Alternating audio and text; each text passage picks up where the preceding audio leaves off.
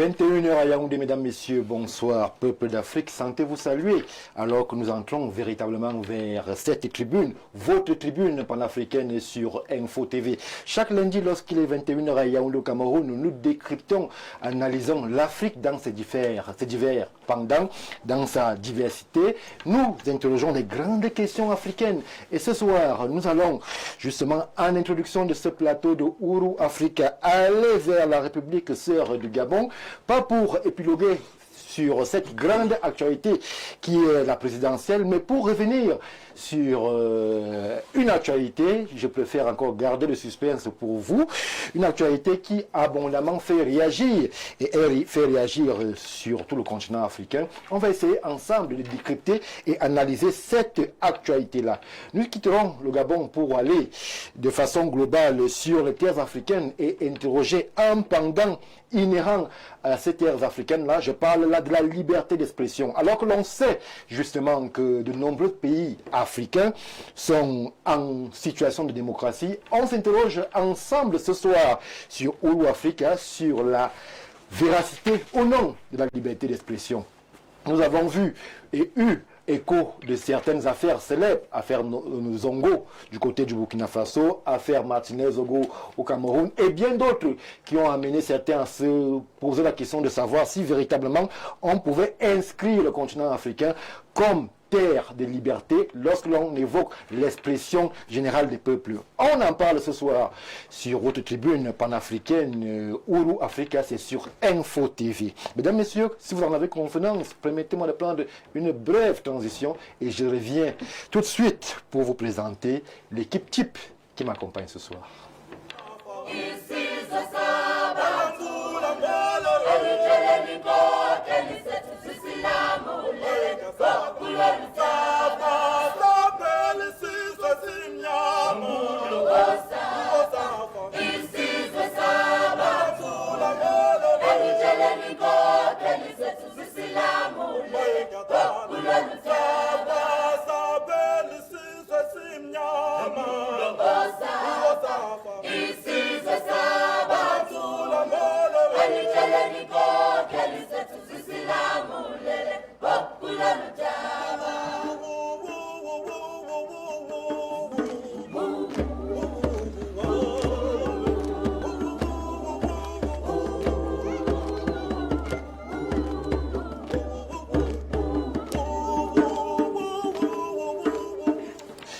Alors que l'Afrique tout entière est connectée sur Info TV, mesdames, messieurs, je m'en vais me plier à l'exercice qui est celui de la présentation des personnes et même des personnalités qui nous accompagnent ce soir. Je vais commencer par ma droite proche avec quasiment un titulaire de Ourou Africa qui, de par ses connaissances sur les sciences sociales, abreuve le continent de son analyse, de son expertise lorsque ces domaines sont évoqués.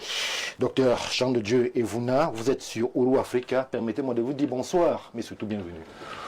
Bonsoir, M. Barga. Bonsoir à vos millions de téléspectateurs. Bonsoir aux co-panélistes. Je voudrais comme ça saluer le général Tiani, le président de la transition nigérienne, qui a posé un acte salutaire et historique à l'endroit de son peuple, c'est-à-dire la sortie du Niger de l'institution internationale néocoloniale, la francophonie. Je loue cette action forte. Enfin, les peuples d'Afrique, et particulièrement ceux du Niger, pourront redéfinir leur éducation, leur culture et leurs ambitions au regard des enjeux géopolitiques et des mutations auxquelles le monde fait face. Merci Jean de Dieu et Vouna. On reviendra sur cette actualité importante qui nous vient du côté du Niger avec toutes les interrogations qui fusent lorsque l'on sait et lorsque l'on mesure l'importance d'une entité comme la francophonie dans le giron des ex-colonies françaises. On va s'interroger sur ce qui peut en découler, mais cette actualité, elle est réelle. Le Niger donc a décidé de tourner la porte à justement cette entité. Lui, il est politique, il est justement sur ce plateau, maître Jean-Guy Zogo, président général de l'Union des populations africaines. Il nous fait l'honneur de sa présence pour la toute première fois sur le plateau de Ouro Africa. Bonsoir maître, bienvenue. Bonsoir, bonsoir aux co-discutants. Mes amitiés à vos millions de téléspectateurs. Et toute ma sympathie à l'équipe technique qui nous permet de diffuser le panafricanisme authentique à travers le monde et tous mes respects aux promoteurs de la chaîne. Merci pour la présence. Union des populations africaines, qu'est-ce qu'on met à l'intérieur? L'Union des populations africaines, c'est le parti politique de l'avant-garde panafricaniste authentique qui a été fondé par Hubert Kamgan en 1996. Malheureusement, il nous a quittés le 20 septembre 2020. Et il y a un an, j'ai pris la succession parce qu'il y a eu un moment de latence au cours duquel le parti a dû être restructuré. C'est le parti qui porte un projet de société vieux parce qu'il date de 1900 avec la création du panafricanisme, les premiers congrès panafricanistes de Manchester. Oui. Notre objectif est simple, nous devons travailler à faire du Cameroun un État pivot de la construction des États-Unis d'Afrique, la seule entité capable de faire en sorte que l'Afrique redevienne ce qu'elle n'aurait jamais dû cesser d'être, c'est-à-dire le cœur du monde. Parce qu'aujourd'hui, l'Afrique est plutôt la poubelle du monde et nous travaillons à ce qu'elle redevienne le cœur du monde. Donc il n'y a que les États-Unis d'Afrique qui peuvent le permettre et notre objectif final, c'est que le Cameroun soit cet État-là qui va piloter le projet de construction des États-Unis d'Afrique. Vous avez un ADN panafricaniste. Vous êtes donc à votre place sur ce plateau. Merci maître pour la présence.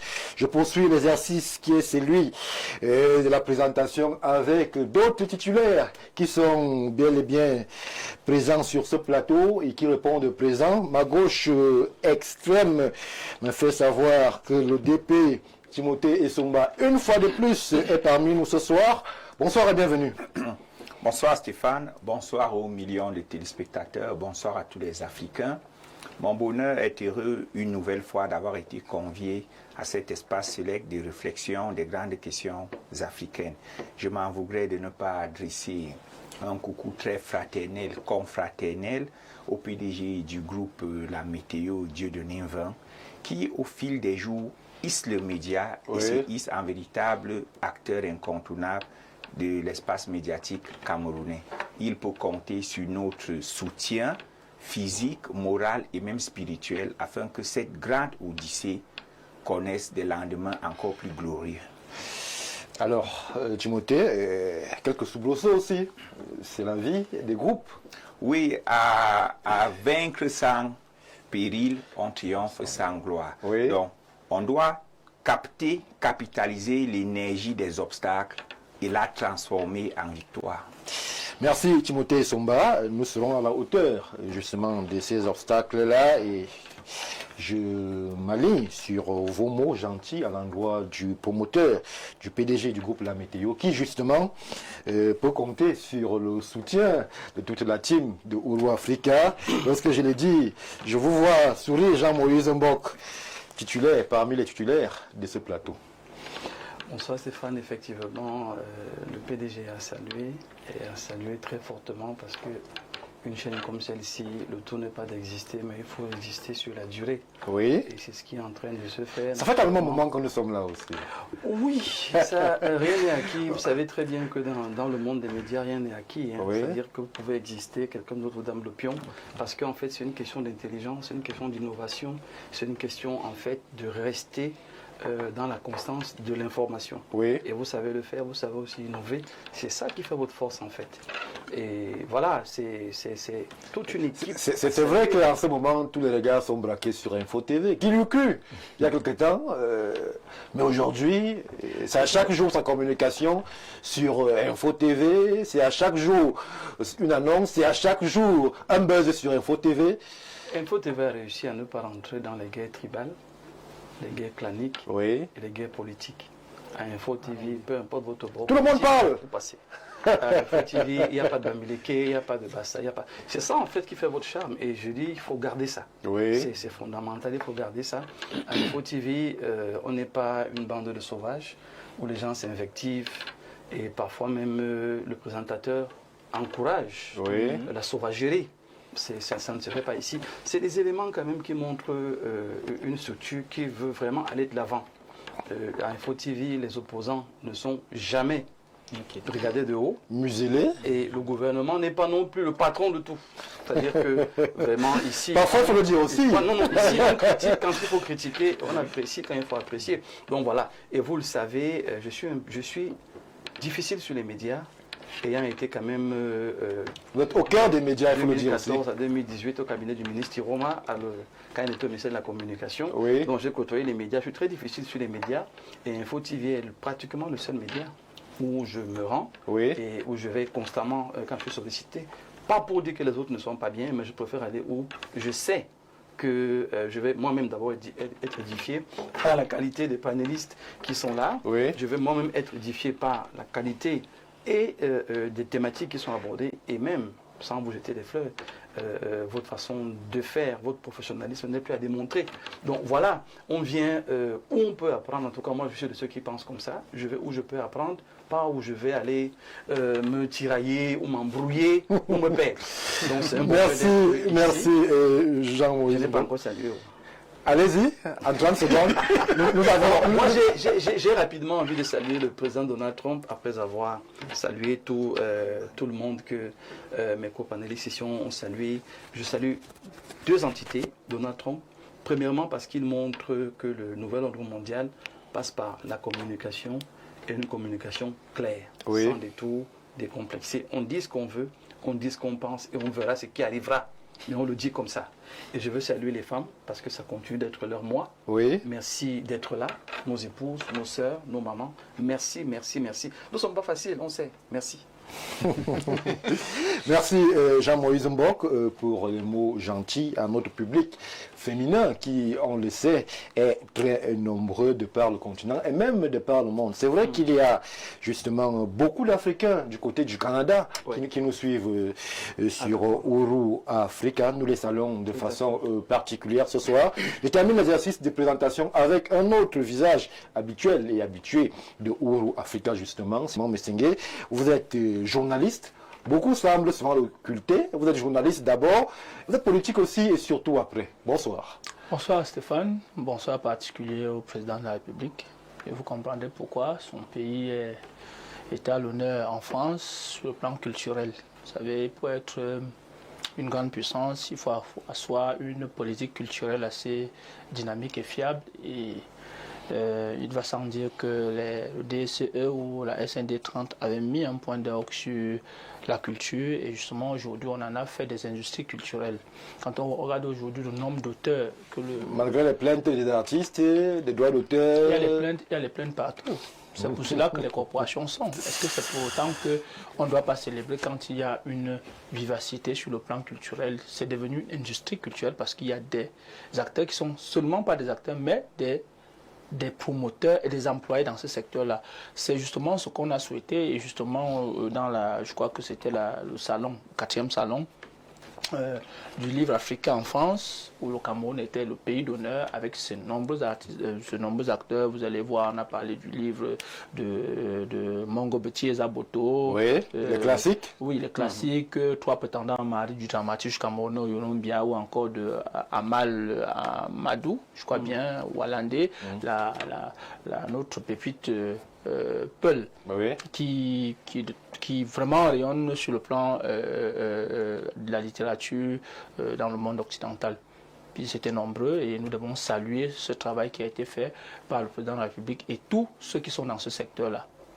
Merci Simon Messingué. Quand c'est bon, peut-être il faudrait le dire que c'est bon. Le Cameroun brille de façon particulière par la culture, par la littérature du côté de Paris. On était habitué à être sous les feux de l'actualité pour des raisons assez funestes. Quand justement on excelle, il faut le dire aussi.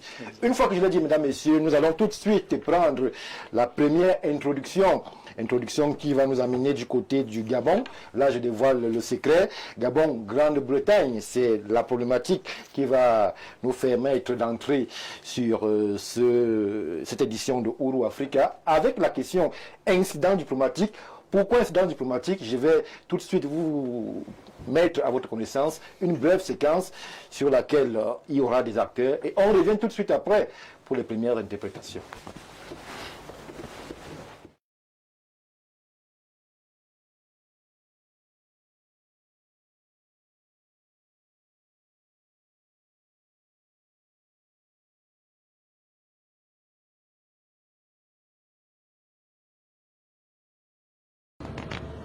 J'appelle le ministère. Vous avez pris des manipulations d'explosifs. Excusez-moi, je dois prendre mon avion, je suis l'ambassadeur britannique. Vous faites ça devant les gendarmes, il n'y a aucun problème. Je ne sais pas. Non, mais madame, je dois bien l'avion. Je dois. Et je vais vous dire de me toucher par là. I'm being stopped at customs, they won't let me get on the plane. Can you talk to this officer to let me go through, please? I'm going to miss my flight, I'm seeing the king next week. This is very distressing. He won't talk to you, but je ne parle pas l'anglais. C'est un français, c'est le conseil du ministre des Affaires étrangères. Allô. Je dois prendre mon avion, sinon j'ai un grand problème. Oui, monsieur Koui, bonsoir. Ok. C'est la présidente de la mairie à l'aéroport. Moi, je suis au poste de police. Je ne sais pas tout ce qui se passe sur le terrain. Je vois un de mes éléments, je suis le gardien de permanence. Je vois un de mes éléments arriver. À côté de mes éléments, il y a un lieutenant de gendarmerie qui est en train probablement de voyager. Et donc, du coup, moi, je ne sais pas tout ce qui s'est passé sur le terrain. Quand ils arrivent, le monsieur parle et le lieutenant parle. Daniel, je dois prendre l'avion, c'est dans 8 minutes. Soit je vais vers le téléphone ou voilà. S'il vous plaît, je dois prendre l'avion. Lui, il fait comment? Qu'est-ce qu'il fait? Daniel, je dois prendre cet avion, je dois le roi m'a dit, si je prends pas cet avion, on a un majeur problème. Je lui présente. Le commandant, le gars a demandé à ce qu'il reste là, il attend. Ça va être un grand problème. Je parle, non, j'avais le téléphone. C'est vous qui m'empêchez d'agresser. Je ne vous agresse pas. Qui vous agresse? Qui vous agresse? Il y a une caméra juste à côté. Qui vous agresse? Non, attendez, il y a une caméra juste à côté. Qui vous agresse? Mais arrêtez de m'accrocher n'importe quoi, Excellence. Qui vous agresse? Oh, vous aussi. Vous êtes haut-parleur avec le conseil spécial. Yes, monsieur le conseiller spécial. Donc j'étais en train de vous dire, s'il vous plaît, je suis gradé de permanence, je suis au poste de police. Vous dire aujourd'hui ce qui s'est passé sur le tarmac, je ne sais pas. Dans tous les cas, c'est un lieutenant de gendarmerie qui a constaté que le monsieur aurait manqué de respect à un gendarme. Donc quand ils arrivent, les deux messieurs sont en train d'échanger. Il dit au lieutenant de gendarmerie que vous êtes en train de brûler. Et puis moi j'ai dit non, c'est pas des propos, c'est pour tenir des propos tels, c'est pas bien. Puisque là, en ce moment, je ne sais même pas que c'est l'ambassadeur. J'ai présenté mon passeport diplomatique à un visa diplomatique. Il y a une caméra juste en haut. Mais j'ai là, il y a une caméra juste en haut. Jusqu'à maintenant, non, c'est maintenant que vous me présentez ça. Et donc, il me dit, puisque moi je suis, il faut que il m'explique un peu de quoi il s'agit. Il me dit, il n'a pas à m'expliquer, il me fait chanter. Il a appelé le ministre de l'aide, vous l'avez vu. Vous êtes en train de me. Non, je dois appeler le ministre prisonnier. Il va appeler le ministre de la Défense. Je dis non, monsieur, j'estime que vous avez manqué de respect. Ça se passe par je suis l'ambassadeur britannique, on a pu voir au commandant de Soudan qui m'a demandé de le garder sur place. Ça se passe là, les gendarmes sont là. Dieu merci, il y a la vidéosurveillance.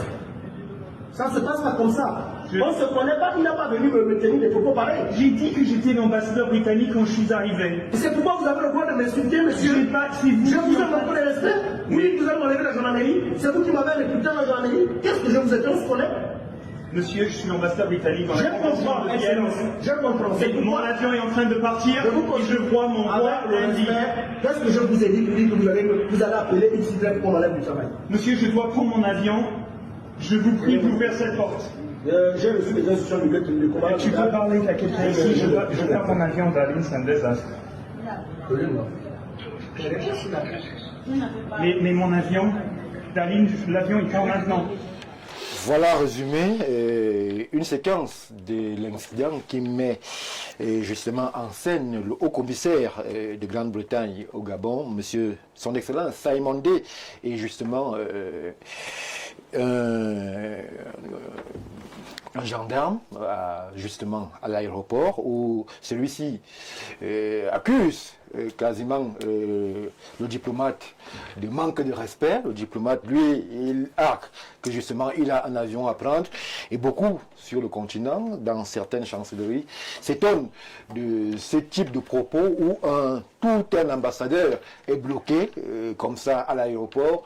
On le voit assez confus dans son attitude. Alors je commence par vous, Jean de Dieu Evouna. Comment est-ce que vous interprétez cette scène assez rocambolesque qui se déroule du côté de l'aéroport de Libreville? Je vois une scène assez embarrassante, oui, assez confuse aussi. Nous avons là un gendarme qui est le symbole même de l'autorité et de la souveraineté d'un État. Oui. Parce qu'il ne faut pas voir l'individu gendarme, il faut voir ce qu'il incarne. Quel est le symbole qu'il représente. Ce n'est pas parce qu'ici en Afrique, nous avons cette manière de les traiter comme étant des personnes de second rang. Les couleurs qu'ils représentent, les symboles qu'ils incarnent sont les symboles de notre souveraineté, de notre indépendance. Donc celui qui parle à l'ambassadeur, c'est l'État du Gabon. Oui. C'est lui qui parle. Et l'ambassadeur, lorsque je regarde, ne s'est pas présenté. Parce que dans la logique et la pensée des Occidentaux, c'est que lorsqu'ils sont comme des officiels dans un pays, c'est tout le monde qui doit les connaître. Non, il ne s'agit pas de cela. Avec des mutations que nous constatons sur le plan géopolitique mondial, il faut qu'ils apprennent à réintégrer. C'est de ça qu'il s'agit là, selon vous? Non, je fais d'abord une analyse. À réintégrer la manière de se comporter. Quand vous êtes face, que vous soyez, je vais vous dire, que vous soyez, je ne sais pas, ministre, je ne sais pas, face devant une autorité, un homme en tenue, vous devez vous présenter. Et il paraît qu'il ne s'est pas présenté. Et lorsque nous regardons, il semble beaucoup plus, un peu, je dirais pas arrogant, mais il insiste sur le fait qu'on puisse le laisser passer parce qu'il est l'ambassadeur. Que je sache, il n'est pas à l'intérieur de l'ambassade. Il est à l'aéroport, sur le territoire gabonais.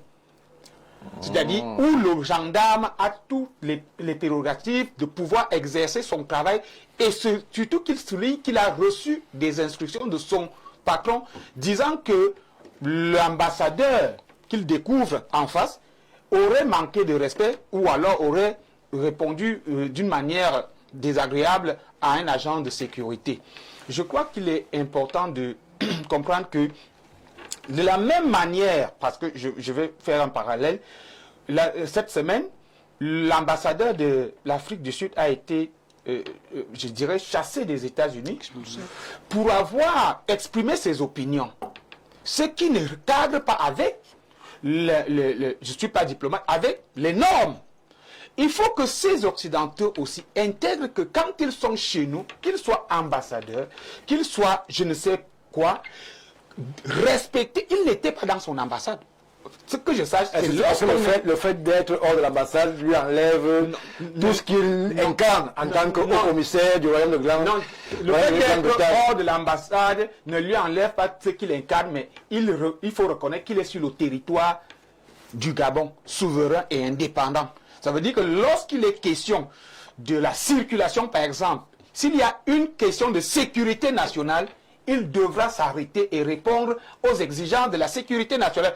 La question qu'on devrait se poser, pourquoi le patron du gendarme demande à ce qu'il attende, alors qu'il y a déjà un coup de fil du ministre des Relations extérieures. Si c'est une question de sécurité nationale, monsieur l'ambassadeur aurait dû attendre posément, s'asseoir et patienter afin qu'on lui explique pourquoi on lui demande d'attendre.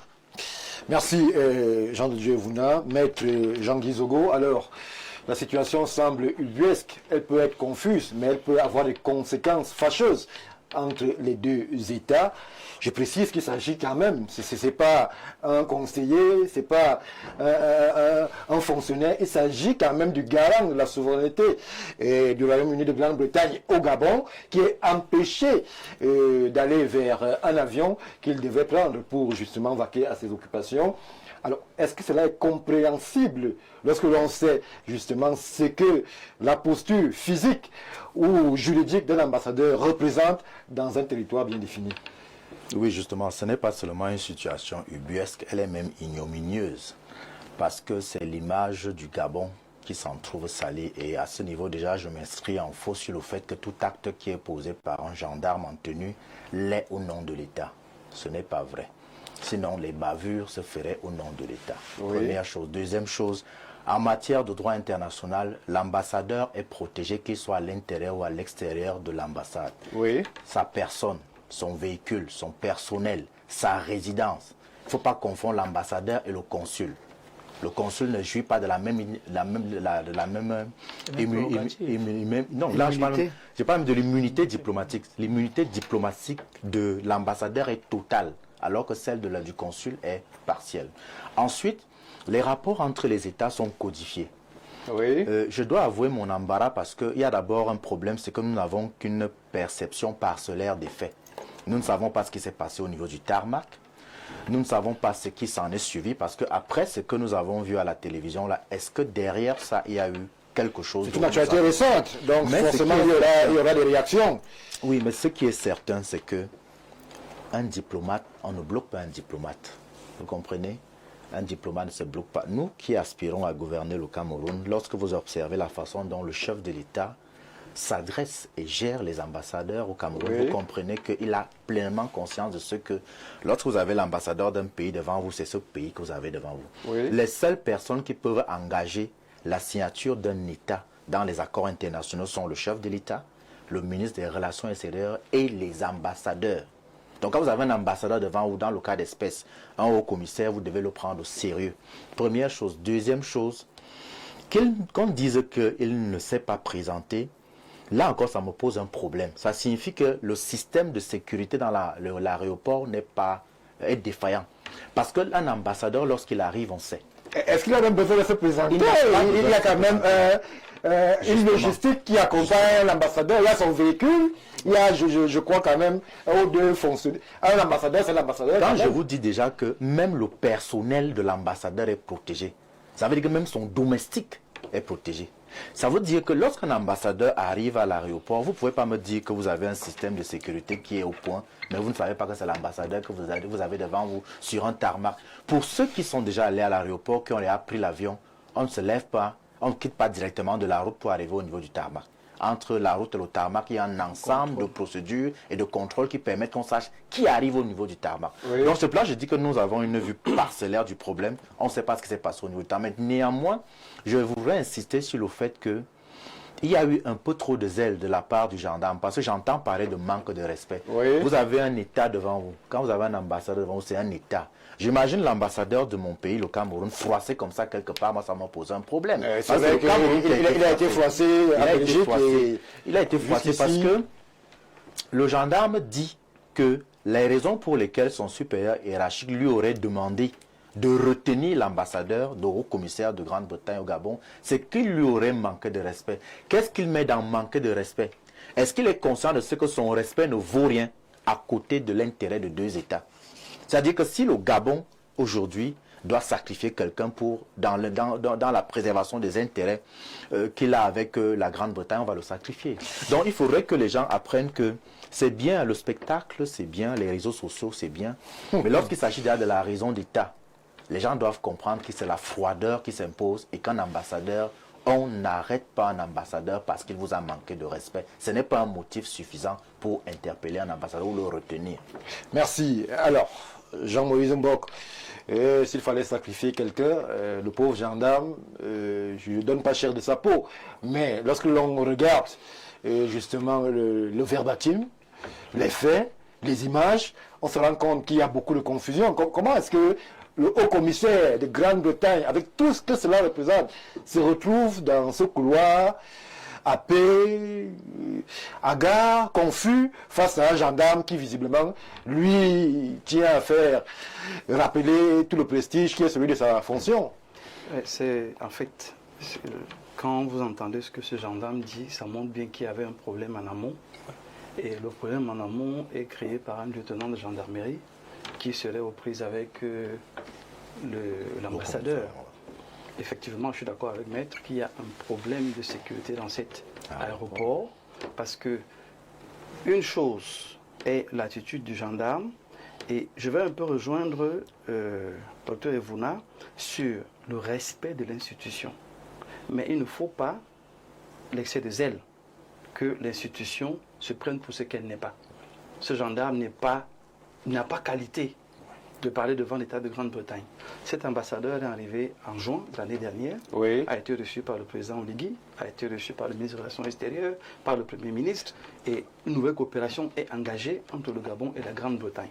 Il devrait au moins avoir cette information. Voilà. Ça montre qu'il n'a pas cette information. Et de l'autre côté, son chef, visiblement le lieutenant devait être plus gradé que lui, a une situation avec l'ambassadeur, c'est déjà confus. Maintenant, quand il l'arrête même et qu'il l'amène dans cet espace, où est la sécurité de l'ambassadeur?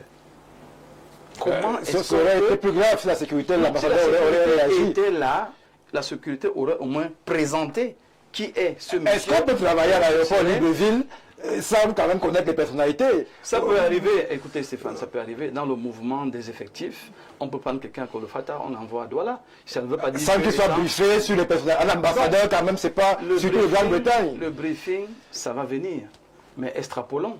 Si on l'a pris, je ne sais pas moi, d'Oyem, et qu'on l'a amené là le même jour, et que le même jour, il découvre la scène, bon, ça c'est autre chose. Mais en fait, il est urgent ici que les Africains ne tombent pas dans le piège du coup pour coup.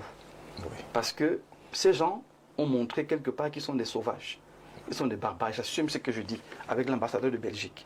Ce qui s'est passé avec notre ambassadeur, ils n'ont jamais parlé de ça. Le monsieur a été grièvement blessé.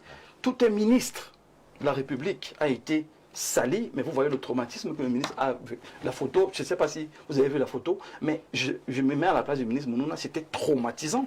Qu'est-ce qui va m'arriver? Donc, on transpose et on voit un Gabonais qui, parce qu'il a un blanc en face de lui, tout de suite se rappelle un peu du film Racine. Des gens qui nous ont traumatisés, qui nous ont maltraités. Seulement, on a ratifié la Convention de Vienne. Les Africains, la majorité des pays ont ratifié. Et cette convention dit bien que les ambassadeurs bénéficient d'une protection. Le DP parlait de... Au Cameroun, on a ce service spécial de la police. La compagnie de sécurisation des diplomates. Cette compagnie, les Gabonais devraient prendre langue avec le Cameroun pour avoir cette compagnie chez eux. Ça va leur éviter ce genre d'incidents difficiles. Cette situation met en exergue nos relations qui parfois tombent dans l'émotion et non dans le bon sens, non dans la cohérence. Vous dites qu'il ne s'est pas présenté. Vous ne saviez pas qui c'était, vous l'avez quand même amené dans votre bureau. Mais vous dites que je suis l'ambassadeur. En étant ambassadeur. Ce gendarme fait preuve d'une ignorance, mais dangereuse. Il doit être fouetté, enfermé. Parce que le ministre des Relations extérieures, le ministre des Relations extérieures est le supérieur du commandant de brigade. Si le commandant demande de le garder, et le ministre vous confirme que c'est l'ambassadeur, ça veut dire que c'est quelqu'un qui est identifié, on connaît son adresse, et s'il y a quelque chose à lui reprocher, il y a le ministère des Relations extérieures. En fait, il faut savoir laisser des compétences qui ne sont pas les vôtres. Parce que si je veux user de coercition, je suis dans un ministère, et la personne en face est de la primature ou de la présidence, je n'ai pas autorité sur la personne. Je vais me référer à mon autorité qui va continuer à suivre. La seule chose à faire, c'est d'identifier cet ambassadeur. C'est malheureux parce que ça va faire le tour de la toile. je sais que dans l'élégance diplomatique, il n'y aura pas un coup entre les relations Gabon-Grande-Bretagne. C'est ce que vous le dites, c'est vous qui le dites. Oui. Mais quand même, l'ambassadeur a rappelé. Non, et a rappelé. je suis d'accord avec Maître que ce gendarme va être sacrifié sur l'autel de la relation Gabon-Grande-Bretagne. Il va être sacrifié, ça c'est même pas un débat. Et la suite nous dira. Et le président Oligui a intérêt à le sacrifier publiquement. Oui. Parce qu'il a fait preuve d'une ignorance grave. Tout un ambassadeur, même si c'est un ambassadeur du Libéria, du Cameroun, de la Chine, il aurait traité comme ça. Est-ce que c'est parce qu'il a vu le blanc que les émotions sont rentrées en compte, ou alors parce qu'il a refusé d'obéir à l'instruction du ministre des Relations extérieures qui lui parle, hein? Il lui a parlé. Et il dit non, le commandant a demandé qu'il attende. Et bon, il y a un problème et il faut rapidement... Merci Jean-Maurice. Prenons cette réaction qui, parmi celles qui sont arrivées, m'interpelle particulièrement, puisqu'elle dit ceci. Bonsoir à vous sur le plateau. Pour ma part, cet agent a illustré un changement profond dans l'attitude des forces de l'ordre gabonaises. Pour de nombreux citoyens, cette scène symbolise une nouvelle ère impulsée par le président de la transition, Brice Clotaire Oligui Nguema, qui a fait de la restauration de la dignité nationale une priorité. Il faut comprendre que cet agent n'a pas agi de son propre chef. Autrefois, sous le régime d'Ali Bongo, où l'étranger était souvent perçu comme un roi intouchable, foulant au pied l'honneur des Gabonais, une telle réaction aurait été improbable. Mais aujourd'hui, diplomate ou non, tout individu est tenu de respecter les lois et autorités du pays. Un message clair, le Gabon n'est plus une terre de passe-droit, mais un État qui entend faire respecter sa souveraineté. Merci à vous. Il faut choisir le contexte. Là, monsieur ce n'est pas le contexte. Timothée Somba, alors, le téléspectateur nous fait comprendre qu'il y a une page qui se tourne, et qu'il y a une nouvelle ère qui est engagée avec pour acteur principal le président de transition, désormais candidat à l'élection, Brice Clotaire Oligui Nguema. Mais ce type de scène, est-ce qu'elle sert véritablement l'image du président Oligui qui voudrait justement remettre son pays au centre de la diplomatie internationale? Merci Stéphane pour cette question. J'avoue que le sujet est somme toute embarrassant. Il est à la confluence de plusieurs fenêtres d'analyse. Oui. On peut avoir une analyse purement juridique, on peut avoir une analyse politique, on peut enfin avoir une analyse que je peux qualifier ici de psychologique. En condensé les trois, eu égard à la nouvelle donne au Gabon. Mais ce que je sais, pour essayer de condenser justement, c'est que la Convention de Vienne qui régit les privilèges, les rapports attachés au corps diplomatique, a prévu une batterie d'immunités, de privilèges, l'immunité juridictionnelle, l'inviolabilité du courrier, l'inviolabilité physique, l'immunité juridictionnelle, je l'ai déjà dit, la liberté de mouvement. Mais ce que la Convention de Vienne ne dit pas, c'est que pour mettre en branle cet arsenal qui protège l'État, représenté par son plénipotentiaire, notamment les ambassadeurs, les hauts commissaires et autres, il faut que ceux-ci se mettent dans la peau de ce qu'ils incarnent. Oui. Si je m'arrête aux images, je n'ai pas vu ni le prestige, ni la hauteur. Quand on voyage, on s'habille comment? On met ni la couronne sur sa tête? Ni l'attitude Merci. d'un ambassadeur. Il devait faire comment? Lorsque vous êtes ambassadeur, ce n'est pas à vous de lancer des invectives sous la coupole de vos privilèges. J'ai pris la réalisation de nous remettre un peu l'élément pour qu'on puisse essayer de comprendre de lancer l'attitude. des invectives Sous la coupole de vos différents privilèges aux officiers de sécurité. Pourquoi? La sécurité de l'aéroport est d'abord là pour protéger tous les voyageurs, que vous soyez ambassadeur ou pas. Merci. Lorsque vous vous mettez en porte-à-faux vis-à-vis de ceux qui sont garants responsables de votre sécurité en cas d'incident, qui vous protègent. Moi, ambassadeur, dans ce cas, lorsque j'arrive à l'aéroport, pour bénéficier de toutes les facilités, je ne me présente pas au moment où j'entre dans l'avion, où je n'attends pas l'incident. Je me présente au tout premier officier de sécurité que je rencontre, afin qu'il m'escorte, et c'est à lui de passer le mot à tout l'entourage. Oui. Donc, on doit éviter de verser dans l'outrance. le docteur Mbok disait tout à l'heure qu'il ne faut pas tomber dans le piège du coup pour coup. Mais moi, j'ai envie de dire que parfois, le coup pour coup aussi bien. L'ambassadeur est habillé, vous auriez voulu qu'il vienne avec une couronne. L'élégance dont je parle n'est pas... un petit sac à dos. Non, mais c'est l'ambassadeur. Non, il voyage. Non, Stéphane. L'élégance dont je parle n'est pas vestimentaire. C'est l'élégance d'attitude. Comment vous l'exprimez? Celui que nous célébrons tout à l'heure dans le livre est surabondamment apprécié en France, Armand Claude Abanda, dit souvent que ce qui fait la grandeur d'un homme, c'est l'attitude.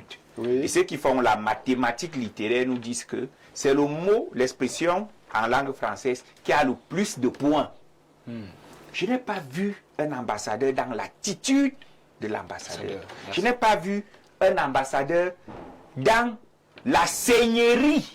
Parce qu'un ambassadeur, ambassadeur, c'est un seigneur. Et le seigneur, lorsqu'il arrive quelque part, ne veut pas passer incognito. Il fait savoir qu'il est là parce que sa présence, rassure les autres voyageurs. J'ai pris l'avion avec l'ambassadeur. C'est un honneur. Du Royaume-Uni de Grande-Bretagne. Du Royaume-Uni. Donc je dis, autant on peut blâmer l'outrance, l'escrimisme, le zèle de l'officier de gendarmerie qui à un moment donné estimait qu'on lui a manqué de respect, autant on a envie de dire, lorsque vous êtes le grand dans une affaire, c'est à vous de rappeler le petit à l'ordre. Et l'ambassadeur a refusé de se comporter en ce qu'il incarne véritablement. Il faut, lorsque vous êtes ambassadeur dans un État, vous êtes aussi, vous gérez le contre-espionnage. Vous avez une cellule d'analyse des données psychologiques, psychiques de la population. Le Gabon, c'est où en ce moment? C'est un pays qui vient de vivre un coup d'État, un pays qui est en train de se reconstruire sous la bannière d'un certain nombre de slogans dont certains peuvent même être dévoyés. Lorsque vous êtes ambassadeur, vous savez dans quel état d'esprit se trouvent les officiers de sécurité gabonais dans un pays qui a été lourdement pillé par les grandes puissances. Autant les Blancs nous confondent. Lorsqu'ils nous voient, ils pensent que tous les Noirs, nous nous ressemblons. Autant nous, les Noirs, nous pouvons confondre les Blancs et croire que tous les Blancs se ressemblent. Mais une fois que le Blanc se présente et vous rappelle que je suis l'ambassadeur de Grande-Bretagne, il faut quand même un changement d'attitude. Non, il s'est présenté quand il y avait déjà un incident. Mais l'incident aurait pu s'arrêter.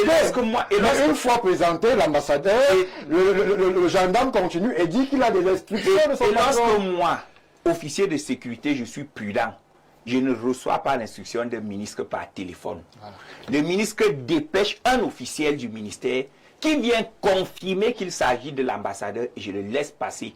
Pourquoi? Il y a des faussaires, il y a des fémans qui usurpent les identités. Et nous sommes à l'entrée du pays. On ne peut pas gérer... qui vous passe le téléphone, pas vous passer le téléphone dans ses mains. C'est pas Mbarga. C'est pas Mbarga. J'ai bien contextualisé. Il y a déjà un incident. Le problème, c'est que comment on gère l'incident? Si l'ambassadeur s'était présenté de prime abord au premier officier de sécurité, je suis Simon D, haut commissaire de la Grande-Bretagne au Gabon, je vais dans tel vol pour telle destination. Vous savez ce qui allait se passer? Il n'allait pas faire la queue. On allait l'escorter, il serait dans l'avion. Mais il a décidé de se comporter comme quelqu'un, comme un no-name, et il a créé un incident. Parce que qu'est-ce que l'officier dit? Ce n'est pas cet officier qui a refoulé l'ambassadeur. L'ambassadeur a été refoulé sur le tarmac. Qu'est-ce qui s'est passé entre le gendarme du tarmac, lieutenant et l'ambassadeur? C'est là où on commence. Mais mon analyse s'arrête à l'image que nous avons vue. Et j'ai dit, celui qui est le plus sachant dans l'affaire, c'est l'ambassadeur. Et lorsque vous êtes sachant, comportez-vous en sachant. Merci Timothée Somba. En 30 secondes, maître. Non, je voudrais que nous soyons conséquents. D'accord. Je continue à vous dire que lorsqu'on a un grand pouvoir implique de grandes responsabilités. Le haut commissaire de Grande-Bretagne veut voyager.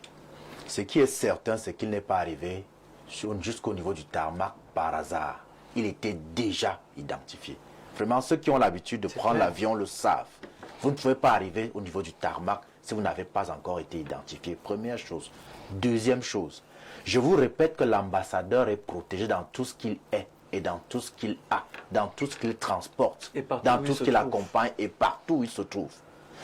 Et quand j'entends un gendarme dire que son supérieur hiérarchique lui aurait, je continue à dire lui aurait, ordonné de retenir un ambassadeur au motif que celui-ci lui aurait manqué de respect, je ne sais pas si manquer de respect à un lieutenant de gendarmerie suffit à interpeller un ambassadeur. Merci, Il ne faut maître. pas qu'on encourage la bêtise. Merci. Ça ne fait pas l'image du Gabon. Merci. On prend la réaction de Simon Messengue avant de poursuivre sur l'échange. Je voudrais dire que nous sommes en face ici de deux États. Il faut le savoir, parce que un gendarme, quand il est en tenue, il représente l'État.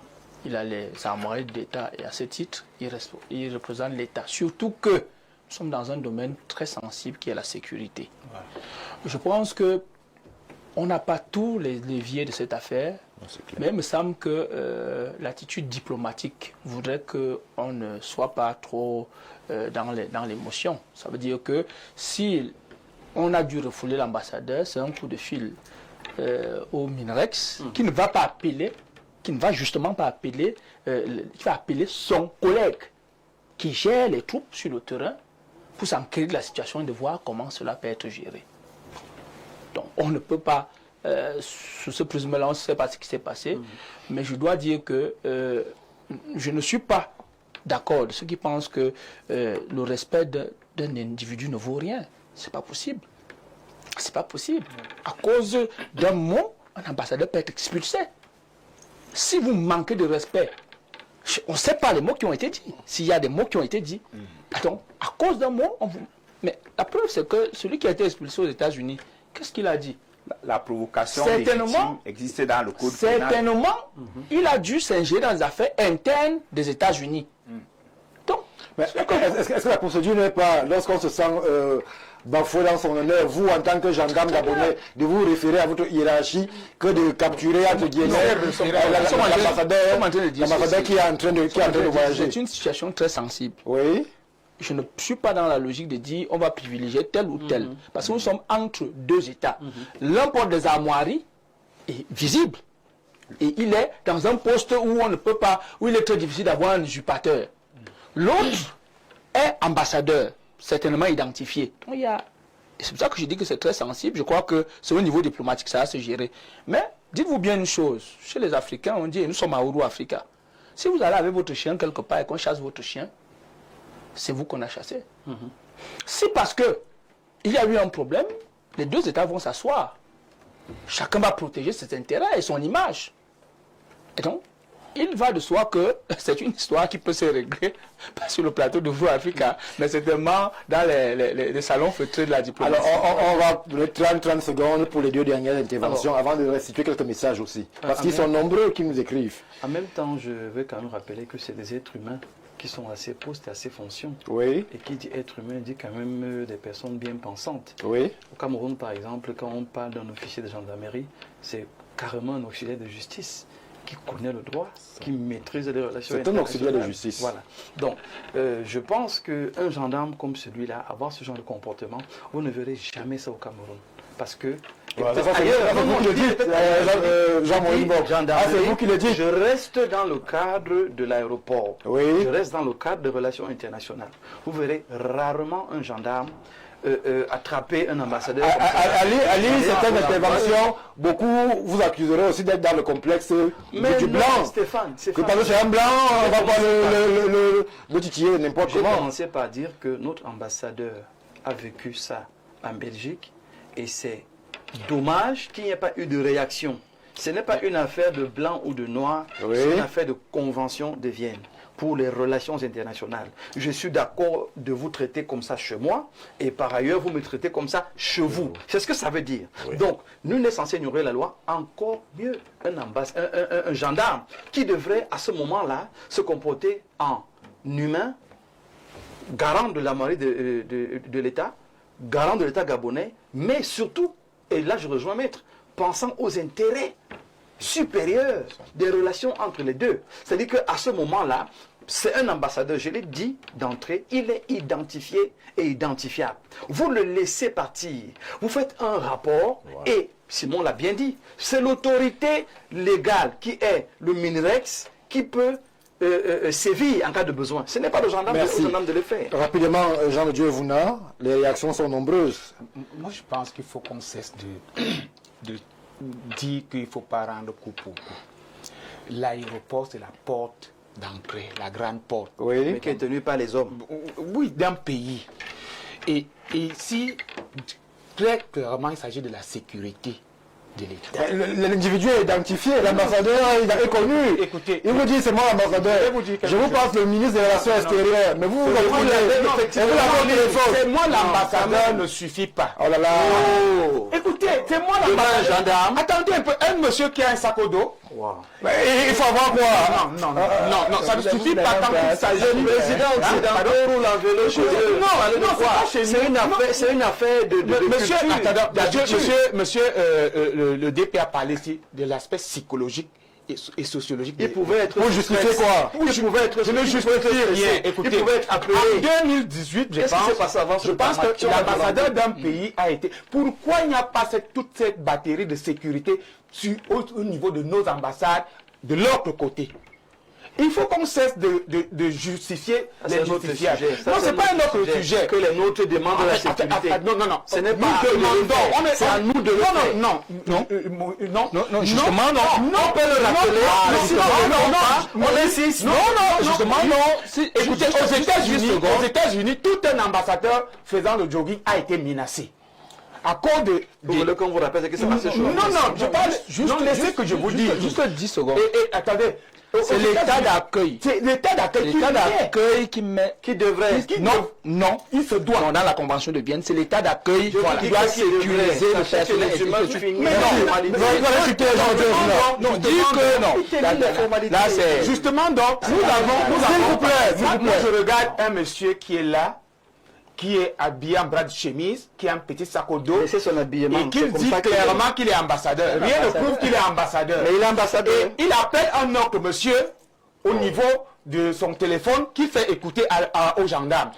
Comme l'a dit monsieur Somba, un agent de sécurité ne peut pas laisser passer un individu parce que quelqu'un lui a parlé au téléphone. Ce n'est pas professionnel.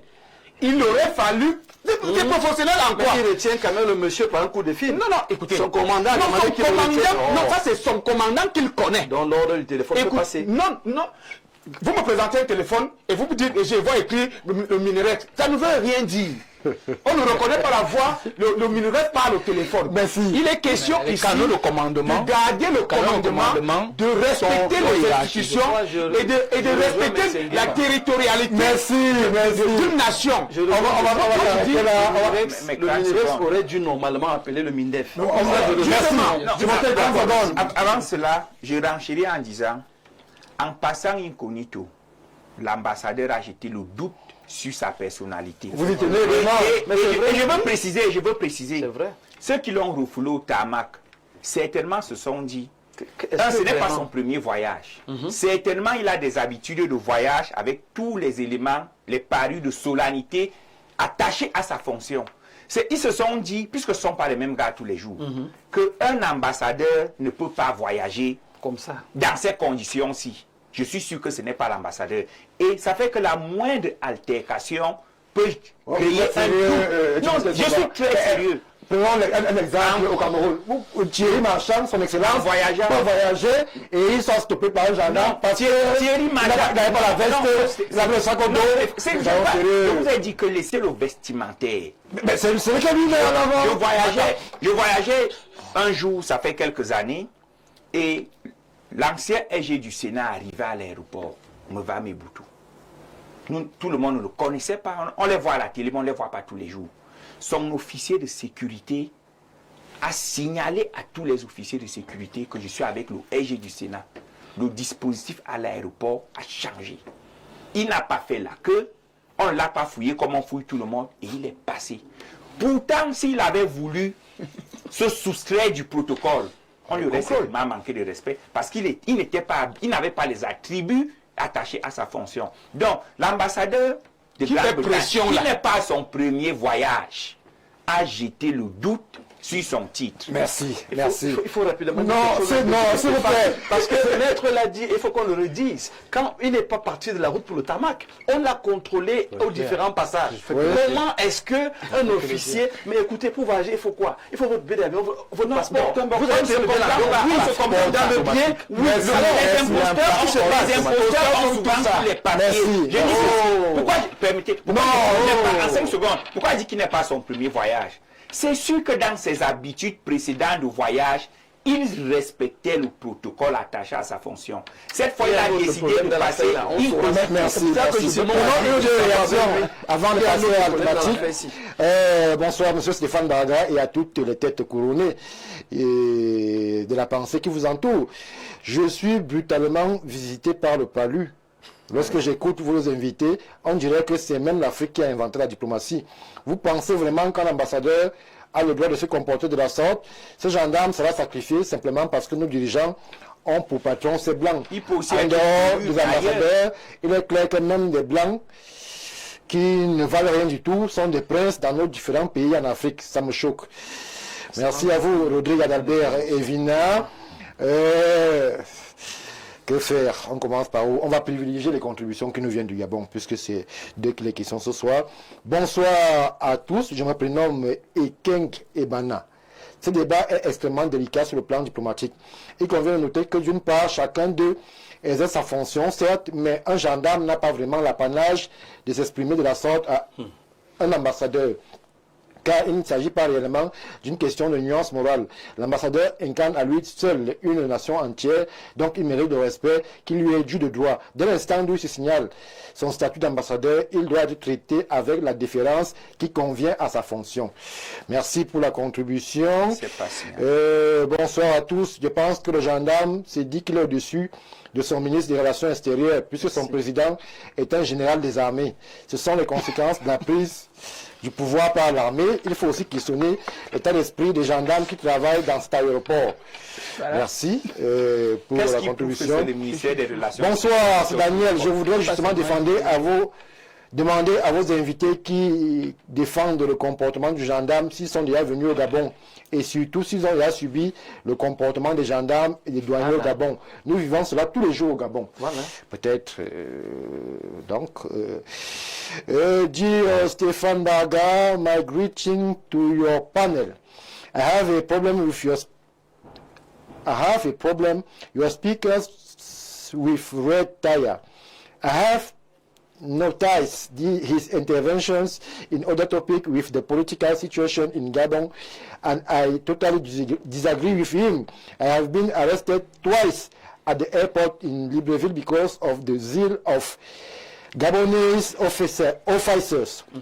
No matter how right the gendarme could be, there is no way you can treat a foreign diplomat in this manner. So cannot condemn such a behavior. Leon Amala Brooks. Thank you, my dear, for your contribution. Une autre contribution rapidement. Ceux qui parlent de relations internationales et de conventions de Genève sont bientôt naïfs. Les manières dont nos citoyens et diplomates sont traités en Europe ou en Amérique méritent qu'il y ait parfois de la réciprocité. Quand la base saccageait les ambassades du Cameroun à Paris et à Bruxelles, où était la sécurité du pays hôte? Vous pensez que si cet incident s'est passé à Yaoundé, c'est passé à Paris ou à Londres, des gens sur un plateau de télé prendraient le parti de l'ambassadeur africain? C'est vrai que c'est une question qui peut aussi être posée. On va prendre une dernière contribution. Bonsoir le panel.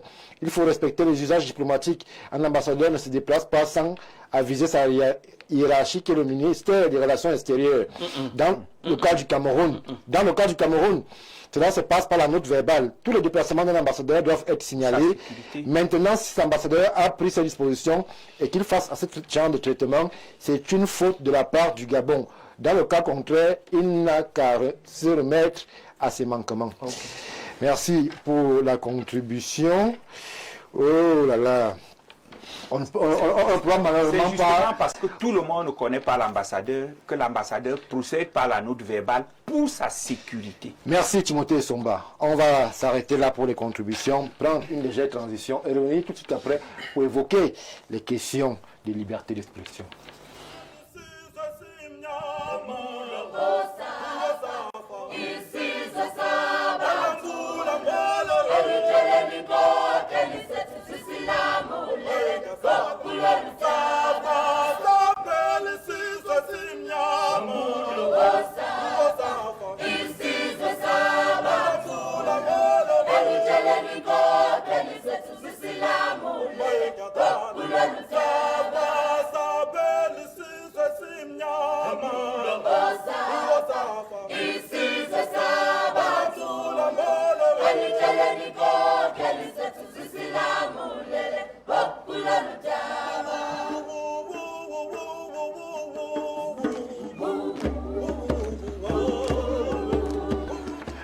Retour sur le plateau de Ouro Africa. Maintenant, nous quittons les turpitudes gabonaises pour aller vers un autre segment qui met en lumière la liberté d'expression. Est-ce un acquis lorsque l'on sait justement que de célèbres affaires ont marqué les actualités africaines, l'affaire Zongo au Burkina Faso, l'affaire Martinez-Zogo au Cameroun et bien d'autres encore. Je commence par vous, l'acteur des sciences sociales, Jean de Dieu Evuna. Est-ce que la liberté d'expression est une réalité sous nos latitudes? La liberté d'expression est une quête, est une construction, est une dynamique qui se construit avec des éléments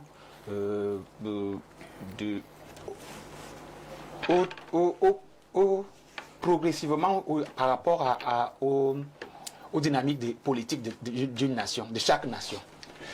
Et je pense qu'en Afrique, nous sommes en train d'avancer. Comme vous avez cité l'affaire Zongo, c'est pas la même gouvernance aujourd'hui. Nous avons connu là-bas des changements, des mutations et autres. Pour parler de Martinez Zogo, je crois qu'au Cameroun, nous sommes même partis de la liberté d'expression pour le libertinage d'expression. Parce qu'il faut comprendre aussi que la liberté d'expression se heurte à quelque chose, à la protection de la sécurité nationale, à la protection de la vie privée, à la lutte contre la haine et la discrimination, à la protection des droits d'autrui. Et aussi au Cameroun, j'ai l'impression que nous avons franchi la ligne rouge parce que nous nous permettons de tout dire, de tout écrire, de tout inventer, même au nom de la liberté d'expression. Lorsqu'on entre déjà, comme j'ai écouté, où les gens font l'apologie des coups d'État, où les gens font l'apologie de l'extrémisme dans un pays dit démocratique où nous avons des crises internes et nous avons des hommes politiques, des leaders d'opinion qui prennent effet et cause pour des gens qui attaquent les institutions de la République. Ce n'est plus la liberté d'expression. Elle doit être encadrée et faire respecter ces limites-là dont je viens de citer, c'est-à-dire la protection de la vie privée, la sécurité nationale. Et je pense que nous, en Afrique, nous confondons souvent tout parce qu'il faut regarder que de l'autre côté de l'Occident, particulièrement en Europe, actuellement, les médias sont censurés pour une guerre qui est dans un pays et des médias il suffit d'être pour, tu ne peux pas être invité sur un plateau. À vous saisir, il n'y a pas, ou alors il y a très peu de liberté d'expression sur le continent africain. Non. Il y a une construction de la liberté d'expression sur le continent africain. J'ai parlé d'une quête, d'une construction. Et il y a une dynamique, puisqu'aujourd'hui, nous venons de regarder une affaire qui s'est passée, je crois, aujourd'hui au Gabon, et nous la débattons ici. Ça, c'est la liberté d'expression. Il faut mettre ça à l'actif de la sous-région. Parce qu'on ne peut pas aussi tout condamner. C'est-à-dire, il y a eu un incident au Gabon et nous donnons tout, au Cameroun, on donne tout un plateau et l'Afrique centrale est en symbiose, en train de traiter un élément du Gabon pour prouver qu'il y a des voix qui se lèvent, il y a cette liberté-là. Mais seulement, je pense qu'elle doit être encadrée parce que il faut comprendre qu'un État est nos États sont encore assez fragiles. Il n'est pas permis qu'on puisse dire tout et n'importe quoi au nom de la liberté d'expression. C'est pourquoi aujourd'hui, nous pouvons nous retrouver qu'il y a eu aussi des actions de certains gouvernements qui ont censuré, fermé certains médias, muselé certains hommes politiques.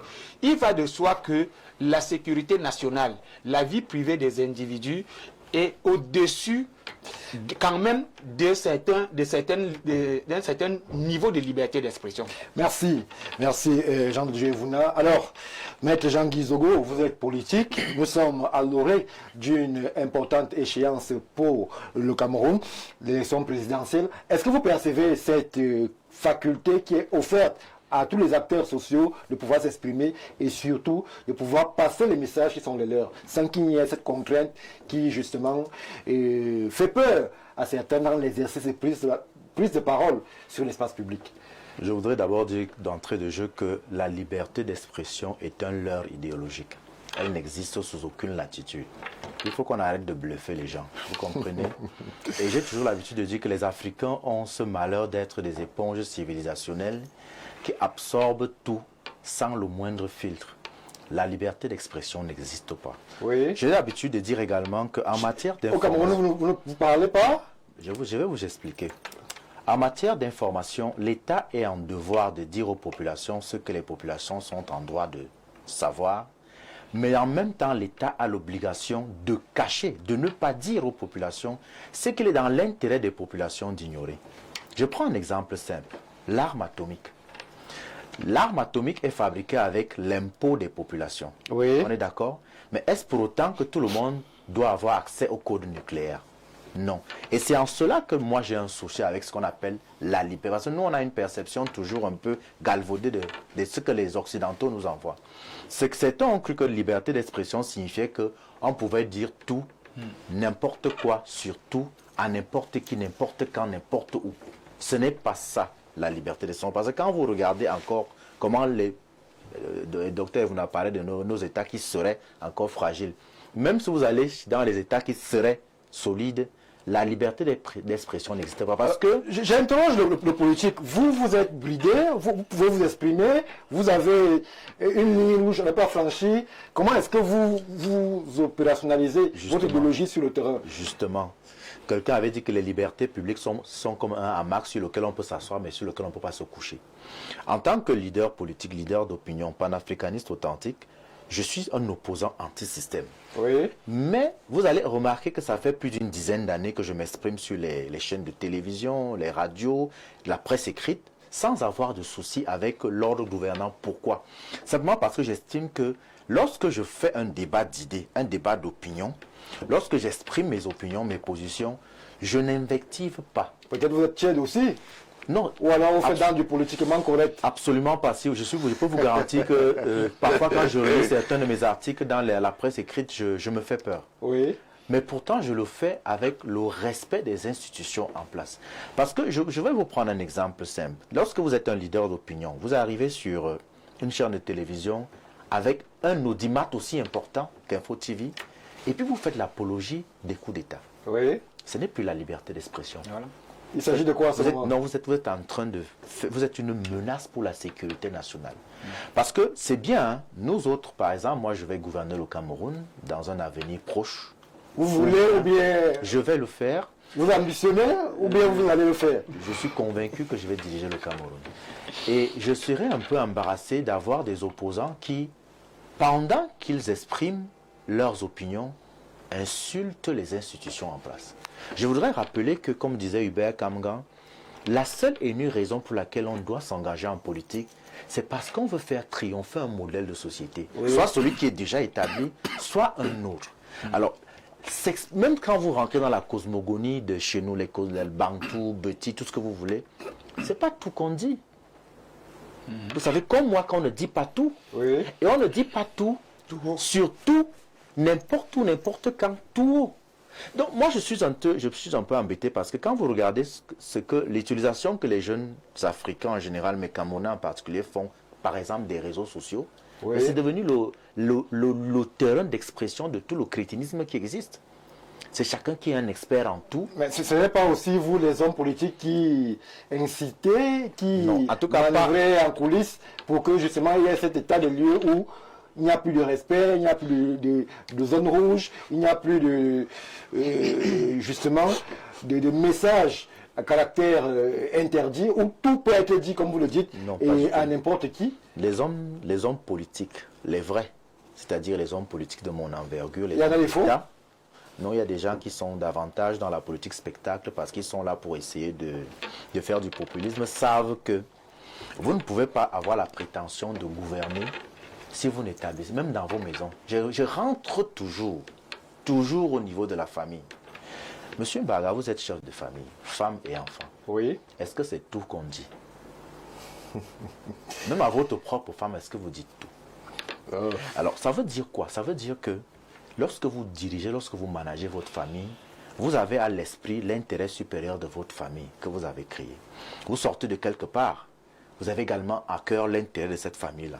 La femme que vous avez chez vous, elle sort de quelque part. Vous avez à cœur l'intérêt de votre belle famille. C'est inscrit dans la loi. Hein. C'est-à-dire que dans l'ordonnance 81, votre beau-père et votre belle-mère sont vos parents. Alors, vous devez être en capacité de manager l'ensemble de ces personnes pour que les intérêts des uns et des autres, même quand ils sont parfois contradictoires, soient atteints. Mais vous ne pouvez pas y parvenir si tout se dit sur n'importe quoi, n'importe quand, par n'importe qui et à tout moment. Ce n'est pas possible. Donc, le problème de la liberté d'expression, tout à l'heure, le docteur vous a dit qu'elle est en construction. Moi, je pense qu'aujourd'hui, nous avons complètement dévoyé tout ce qu'on appelle liberté d'expression. Il faut recommencer à encadrer l'expression sur la place publique, parce que sur la place publique, ce n'est pas tout le monde qui est appelé à parler et ce n'est pas tout le monde qui est appelé à dire tout, n'importe quoi et sur n'importe quel support. Merci. Jean-Maurice Mbok, il faut encadrer la prise de parole sur l'espace public, mais tout de suite, on va retorquer que c'est une entrave, cette fois-là, à la liberté d'expression qui a été chèrement acquise lorsqu'on se souvient des années de Blaise, 92, 90 et autres. Ben, moi, je suis de ceux qui pensent que la liberté d'expression n'a jamais cessé d'exister. Elle a toujours existé. Le problème naît simplement sur les sujets d'expression. Dans notre façon, notre cosmogonie africaine, on a eu l'arbre à palabre qui était un lieu d'expression où tout le monde pouvait exprimer ses frustrations, ses colères, mais vous allez vous rendre compte que c'était normé, c'était encadré, c'était organisé. Voilà. Donc il n'y a jamais eu un problème de liberté d'expression. C'est simplement qu'avec l'avènement justement... Alors vous êtes partisan de ceux qui estiment qu'il y a des sujets qu'il vaut mieux ne pas traiter sur la place publique. Les récentes actualités nous ont amené quand même à justement avoir l'impression qu'il y a des vérités ou alors des contre-vérités qui n'ont pas été explicitées, mais qui aujourd'hui sont en capacité de créer du chaos. Faut-il parler de tout ou alors cacher certains éléments de vérité pour plus tard être face à ce que nous avons subi il y a 2 ou 3 semaines où ça allait véritablement dans tous les sens? Alors, vous faites bien de circonscrire la problématique en ramenant sur la bolle avec cette fameuse démocratie qu'on nous a servi. Oui. Parce que c'est là, en fait, que le problème de liberté d'expression naît. Parce que, justement, Emile le disait, tout le monde pense qu'il peut tout dire n'importe comment, au nom de la démocratie, au nom de la liberté d'expression. Qu'est-ce qu'on met dans la démocratie?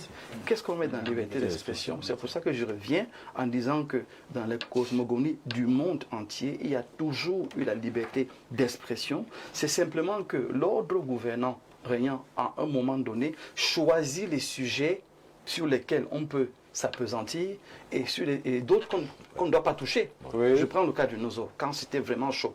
2018, 2019, 2020. C'était des sujets qu'il ne fallait pas aborder, pas parce qu'on ne doit pas en parler, mais il ne faut pas venir jeter de l'huile sur le feu, parce que c'était délicat, c'était sensible. Il fallait que le gouvernement travaille à résoudre le problème, à amener la calmie et tout. Donc on n'a pas besoin de venir s'exprimer là-dessus. Vous avez plein d'exemples. Moi aussi, je peux prendre un autre. Les luttes au Cameroun, les luttes contre le colon d'il y a 70 ans, dont on sait aujourd'hui que certaines vérités auraient pu ne pas être véritablement vérités au sens strict du terme. Aujourd'hui, elles créent encore toutes les polémiques qu'il y a. À quel moment donc cette vérité peut être dite ou ne pas être dite, si on doit rester selon le référentiel qui est le vôtre, qu'on ne doit pas évoquer certains sujets? À quel moment peut-on en parler? Sinon on continue avec une histoire tronquée qui peut-être ne nous servira pas. Je vais ramener dans mon cheval de bataille, qui est le dialogue national inclusif, où tous les Camerounais doivent se parler. Il n'y a pas un peuple qui évolue sans... Doivent se parler, mais doivent parler de quoi? Mais écoutez, Stéphane, vous posez la question, je vous réponds. On doit parler de nos vrais problèmes en interne. C'est-à-dire que, qui a vécu cette époque? Comment c'était? Qu'est-ce qui s'est passé? C'est un échange.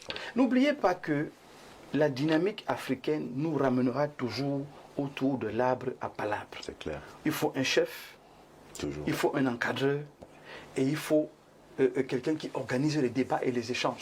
Parce qu'on a un objectif à atteindre. Dès qu'on rentre dans le désordre, on part dans tous les sens.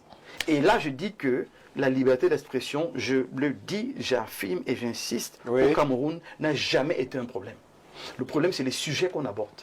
il y a des sujets de sécurité publique, il y a des sujets qui peuvent amener trouble à l'ordre national. Oui. Il y a problème de sécurité.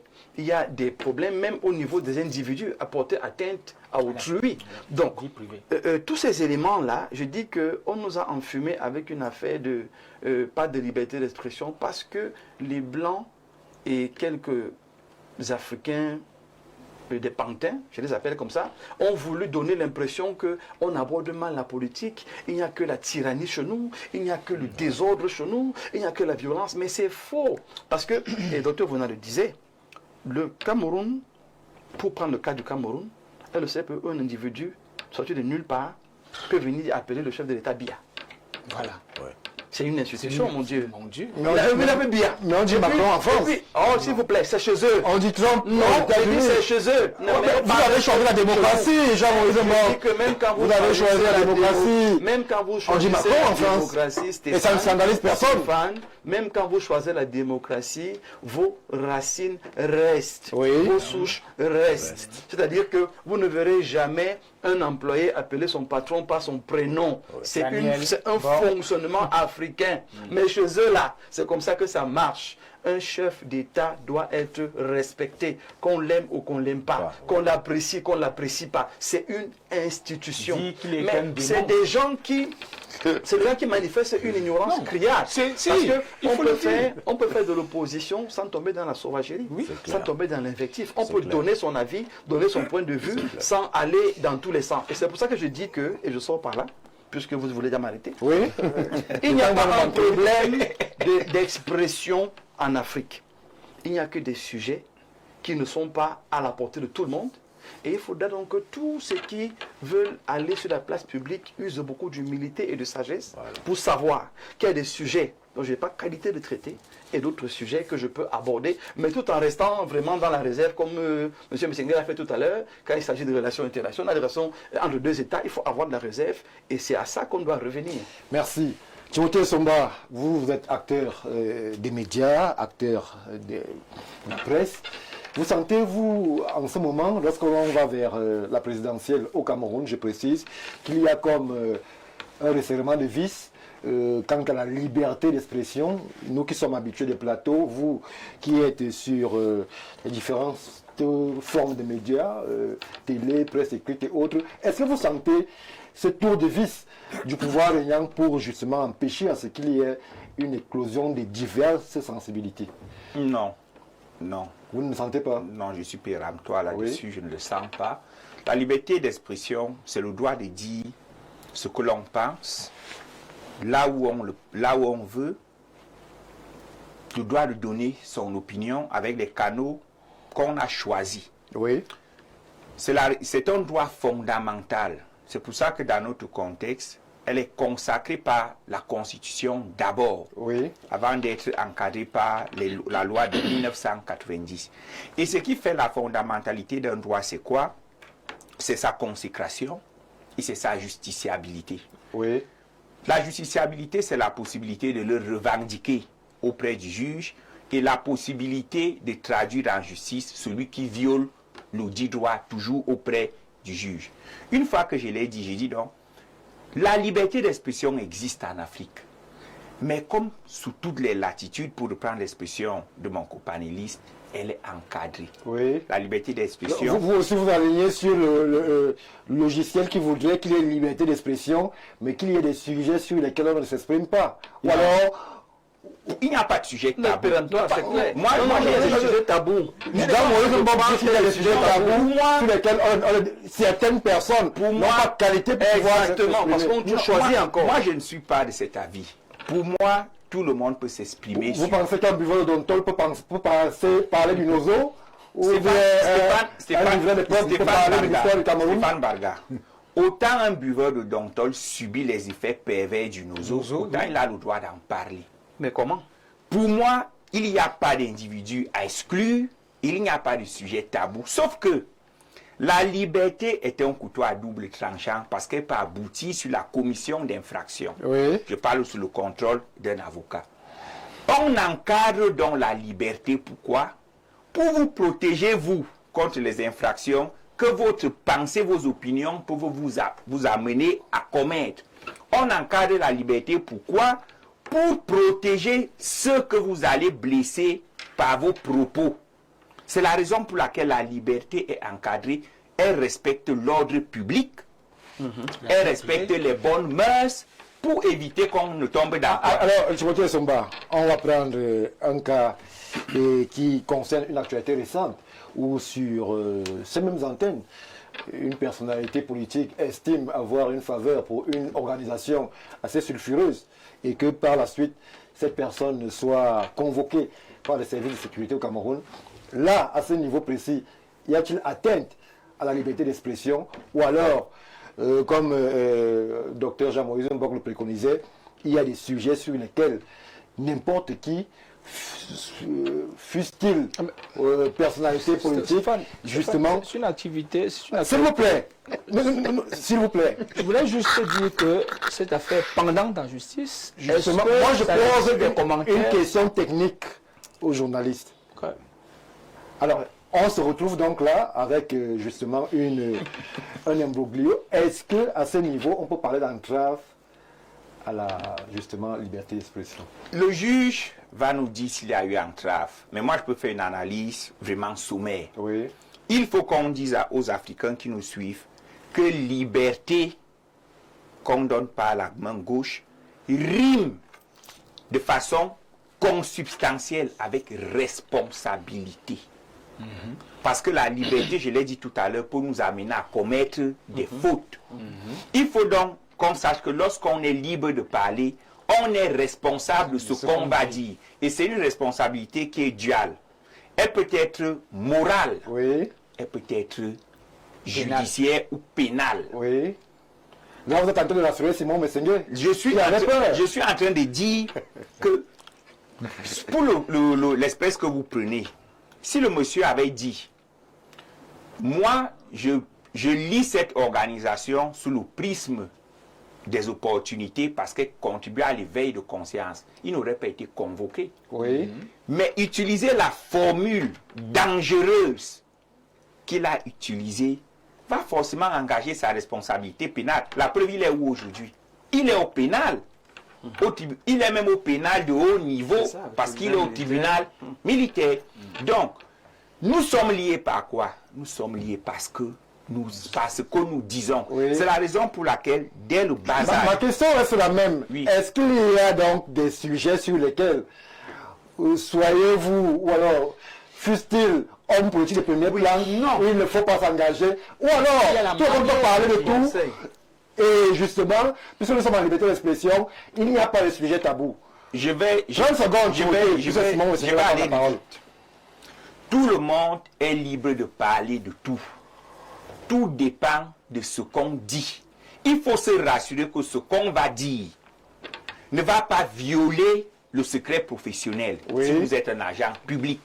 Il faut vous rassurer que ce que vous allez dire ne va pas porter atteinte à la dignité d'autrui, diffamation. Il faut vous rassurer que ce que vous allez dire ne va pas constituer une atteinte aux bonnes mœurs. C'est pour ça qu'il y a des expressions qu'on ne peut pas utiliser à la télé, des expressions à caractère sexuel que l'on ne peut pas utiliser à la télé. Il faut vous rassurer que ce que vous allez dire ne va pas porter atteinte à la sécurité nationale. Il faut vous rassurer que ce que vous allez dire ne va pas porter atteinte à l'éthique et à la morale. Dès que vous savez ce que vous ne devez pas heurter, mais vous parlez, la preuve, moi je parle depuis des années, ce n'est pas tous les jours que je suis doux envers le régime en place, mais je n'ai pas encore été inquiété, parce qu'en prenant la parole, vous êtes tiède. Non, je connais, ou politiquement correct, je connais les écueils dans lesquels je ne dois pas tomber. Merci, et je police mon langage pour véhiculer mon message sans commettre des infractions. Merci. Simon Messenger,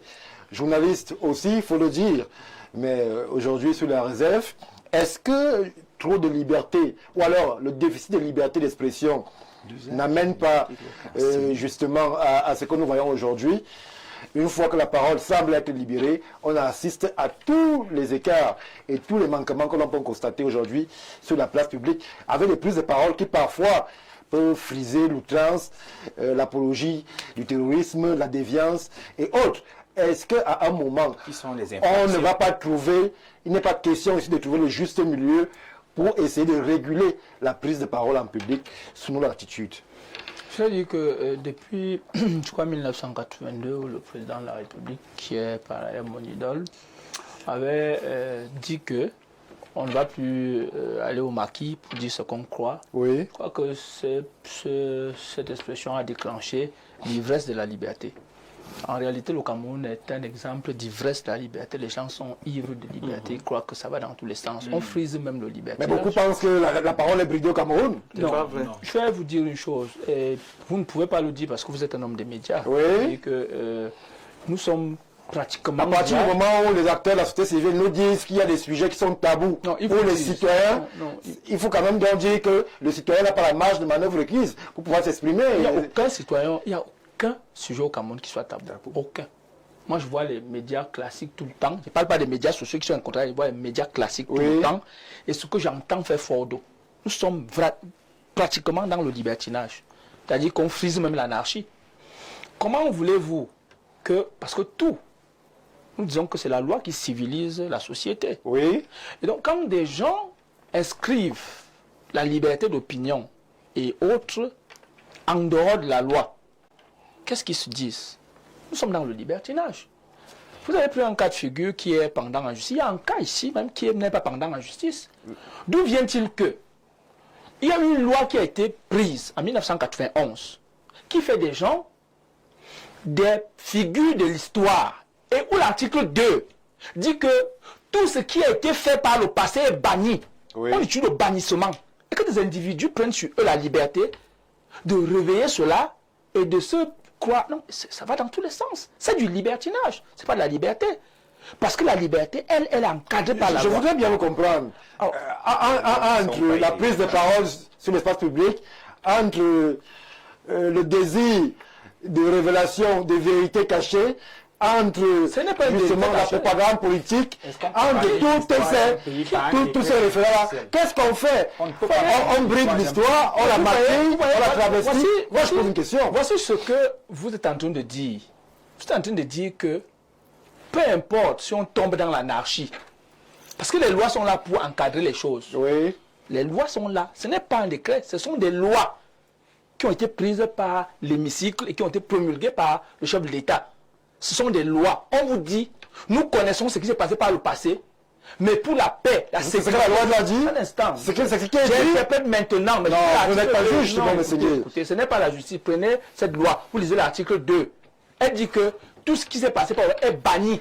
On utilise le mot banni. Ah, l'histoire. Ça veut dire que vous, si vous êtes des personnes légales, vous ne devez plus en parler. Oui. La loi a tranché cela. Et donc, je ne comprends pas pourquoi est-ce que des gens qui veulent vivre dans une république... Les lois ne sont pas une variété. Non, les lois sont... Cette même loi peut être abrogée. Voilà, en attendant qu'elle soit abrogée. Parce que moi, je veux bien vous insulter sur le plateau, mais la loi m'interdit. Au moment où la loi va demander à ce que vous insultez, là, je pourrais le faire. C'est ça toutes les questions. Parce que là, nous sommes là. C'est cette loi qui nous protège. Hein? Bien sûr. Celle qui nous protège. Je dis certainement des choses qui ne plaisent pas souvent aux gens. Ils ne peuvent pas m'attaquer parce que c'est la loi. Ouais. Et donc, si nous voulons faire du sensationnel, il faut bien qu'on sache qu'il y a des limites à tout. Oui. Et donc, moi, je crois que, et dans une période comme celle-ci, qui est une période sensible dans tous les pays, quand il y a une élection présidentielle, oui, elle est trop sensible. C'est bien que certains de nos confrères s'amusent à laisser dire n'importe quoi sur les plateaux. Oui. Il faut qu'ils sachent que il y a ce qu'on appelle, on parle de quoi? On parle souvent de la responsabilité en cascade dans le jargon journalistique. Ça veut dire que avant même, si moi je dis quelque chose sur votre plateau, avant même de me poursuivre, on commence par vous poursuivre et le DP. Il faut bien que ça se sache. Mais effectivement, nous sommes dans une forme on appelle ça comment? De tolérance administrative. Le Conseil national de la communication essaie de vous caresser un peu dans le sens du poids. Ma question c'est la même. Comment est-ce qu'on évalue un propos qui peut être de nature à peut-être créer la confusion ou le trouble à l'ordre public? Lorsque par exemple, la personne qui tient ce propos se fonde sur des faits historiques qui jusqu'à date, ont de la peine à être contestés. Très bien, très bien, très bien. Le fait de dire que je vous dis que telle chose s'est passée là n'est pas la véracité des faits. On n'apportera pas des illustrations techniques. Et même si c'est le cas, même si c'est le cas, le tribunal de l'histoire a jugé. Vous nous amenez sur des faits subjectifs. Non, ce n'est pas le tribunal de l'histoire. Attendez, vous jugez qu'une loi. Vous jugez qu'une loi. Une loi est subjective. Non, l'examen que vous faites la loi peut poser problème. Non, écoutez. Vous n'allez pas remettre en question. Vous n'allez pas remettre en question quelque chose qui est consigné dans la loi d'un État. Sous le prétexte que vous avez telle ou telle chose. C'est ça nous dit les questions.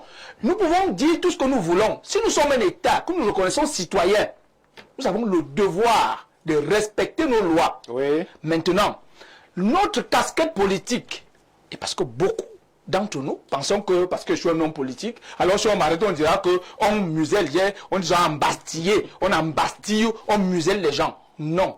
Il faut qu'on sache, toute proportion gardée, que nous avons les droits, nous avons des devoirs. Merci. Et ce sont ces éléments qui encadrent le vivre ensemble.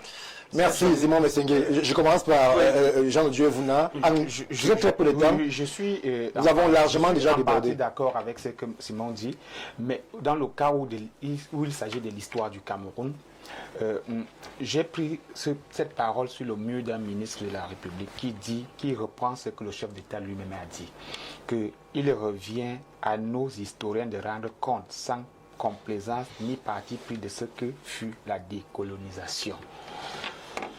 Oui, tout m'est permis, mais tout ne m'est pas utile, comme dit la Bible. Mais quand il s'agit de notre histoire, il est de la responsabilité. Un décret, on ne peut pas surseoir sur l'histoire d'une nation au nom de ce qu'il y a en 91, il y avait des velléités. Sinon, cela demeure une bombe à retardement. Il vaut mieux, je rejoins ce que dit le docteur Mbok, qu'on ouvre les archives, comme lui-même le demande. Et c'est aux historiens de le faire. Nous ne pouvons... Je ne vois donc pas le délit qu'il y a... Merci, Jean-Dieu Vouna. Merci. On va compris. Jean-Moïse Mbok, en 30 secondes, avant de conclure par... Dites. Je voudrais rapidement redire ce que j'ai dit. N'oubliez pas que la société civile a aussi pour responsabilité d'être un conseil. Oui. Conseil des masses, conseil des populations et même des hommes politiques. Parce que nous, justement, c'est l'intérêt supérieur de la nation qui nous intéresse. S'il vous plaît. J'ai dit et je continue de dire, et c'est ce que je pense et j'assume, tout le monde n'a pas qualité d'adresser tous les sujets. Ça, je le dis et j'assume. Maintenant, je veux emprunter à la Bible pour sortir. La Bible dit que la vie et la mort sont au pouvoir de la langue. Quiconque l'aime en mangera les fruits. Merci. C'est-à-dire que dans le Cameroun, là, si vous voulez faire n'importe quoi, au nom de je ne sais pas quoi, vous allez manger les fruits. Donc il est mieux de se taire, parce que la liberté d'expression, c'est aussi savoir se taire. Maître Jean-Guy Zogo, en 30 secondes, la réalisation me fait déjà les grands signes, sinon on va être coupé. Oui, je dirais simplement que la sécurité prime sur le confort. Et par conséquent, il faudrait peut-être que nous commencions à construire des États forts, mais à partir du respect des institutions qui sont en place. Je rappelle à mes compatriotes que si vous arrivez à Beijing aujourd'hui, vous parlez des événements de Tiananmen, vous ne sortirez pas de là. Vous arrivez à Tel Aviv, vous remettez en cause la Shoah, vous ne sortirez pas de là, et ainsi de suite. Et il faut qu'on arrête de croire qu'on peut dire tout sur tout, n'importe où, et à n'importe quel moment. Timothée, 15 secondes. Ce qui n'est pas interdit formellement est permis. La loi de 91 n'a banni personne. La loi de 91 a réhabilité des gens, des chefs d'accusation qui leur ont valu des condamnations. L'article 2 de cette loi. La loi de 91 a réhabilité l'article 2 de cette loi. Simon, la loi de 91 porter réhabilitation. Nous avons un avocat, porter réhabilitation des gens, des exactions dont ils ont fait l'objet de condamnation. Ça veut dire quoi? Pour que le Camerounais lambda, l'Africain lambda comprenne.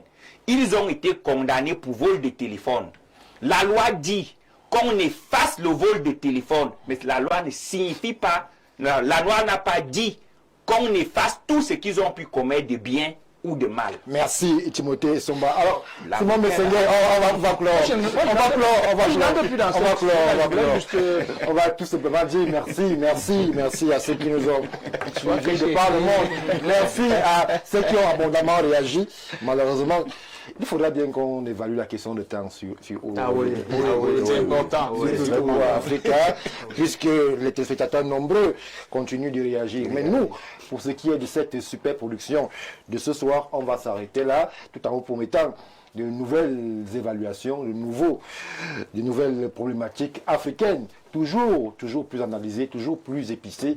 Lundi prochain, l'autre sera à 21h à Yaoundé, Cameroun. Bien le bonsoir.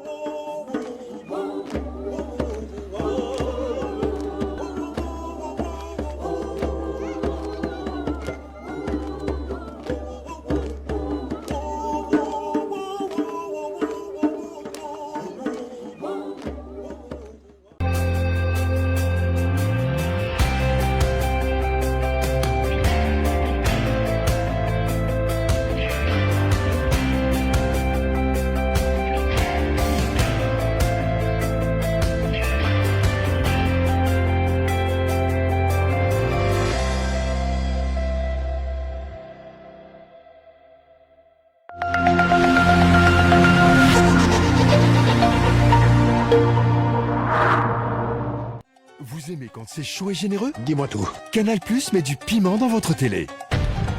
En ce moment, profitez d'une offre brûlante avec votre décodeur HD à 5000 francs dès la formule Access. En plus, votre